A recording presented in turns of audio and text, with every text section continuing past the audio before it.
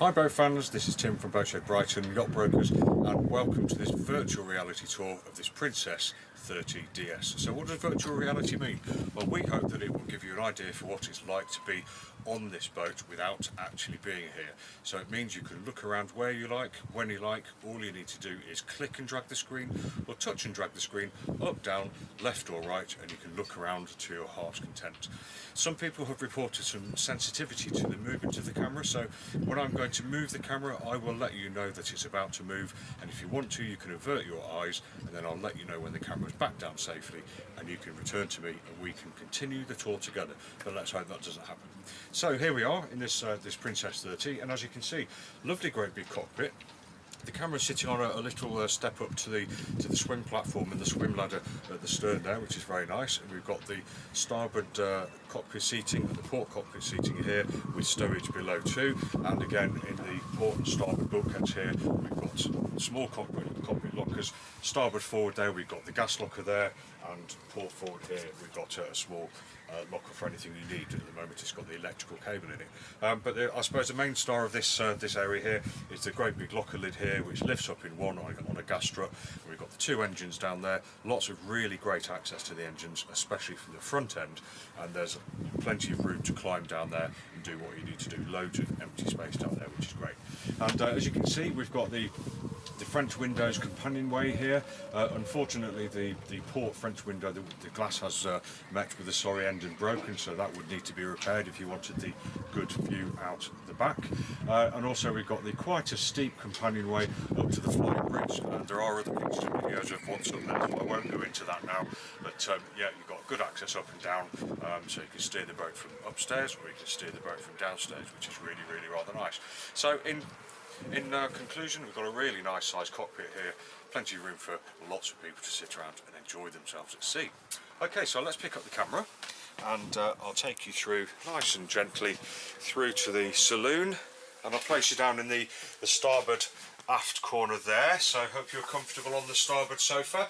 So let's talk about height, shall we? Well, the height test here, I'm 5'9", and there's plenty of room above me. I would say there's about 6 foot, perhaps 6'1" there as well, so plenty of room in here. And if you look around us, the windows, there's lots of them all the way around, and apart from these two areas here, we've got all round visibility, so that's really great if you're sitting in here enjoying, wining, dining, socialising, whatever it is you're doing.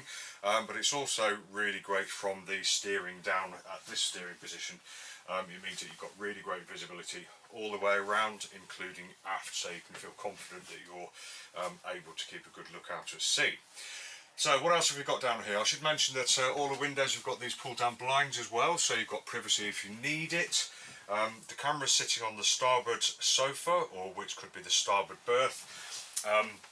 And I'm sitting here on the port sofa, which could also be the port berth. And hopefully if you can see it from where the camera's perched, I'll just close that door. From where the camera's perched, you can see possibly an upside down seat under here, and basically what happens is we move these cushions, this hinges upwards and gives you a nice helm seat, which is propped up by the two table legs under there, and it means you've got a helm seat here, so you can drive and sit down to your heart's content, lovely. And the same happens on this side, so on the starboard side you've also got a seat which swivels around, and you've got somewhere for the helm's mate or friend or wife or partner to sit and help, or just keep them awake, or generally annoy them with sea shanties, etc, etc. But yeah, really great idea, and it makes this space usable as a sleeping area, but also a driving and a helm's mate point of view too. So very good. I'm standing on the wooden floor here. I think I'll put some carpet down here really, because it would look really lovely, but it all looks in reasonable condition, and these all lift up to give you really great unfettered access to what is a massive basically a cellar, if you wanted to equate it to something like at home. We've got fuel tanks port and starboard, and a water tank forward. Few where we've got the battery charger, the calorifier and an inverter on the after bulkhead, but other than that it's empty. So this boat does really represent a great space We've got stowage all over the place, especially up forward, which I'll show you in the next video. We've got stowage down here, we've got lots of stowage by the engines as well, though you need to keep your stuff clear, obviously. Cupboards out in the cockpit, etc. Really, really nice and quite impressive, I think. What I will do, in fact, I'll leave the camera where it is because I don't want to move it around too much, but I'll just talk briefly about the helm position. So as you can see, we've got the wheel here, we've got the port and starboard throttles here, small electrics panel, we've got the windlass control here, so we have an electric windlass which you can raise and lower locally at the windlass at the stem of the boat, or we can raise it and lower it from here. So if you're short-handed, that's really, really handy, something that I would really, really love to have myself. We've got indication for depth and speed, we've got indication for the port and starboard engines, we've got revolutions, we've got oil pressure, coolant temperature, battery voltage, etc. And we've also got the outdrives up and down control there too. So everything you need to drive this boat, including the radar, the compass, GPS and the VHF on the deck head there. So yeah, feels really great, smells good. Oh, there is a small electric panel down here too.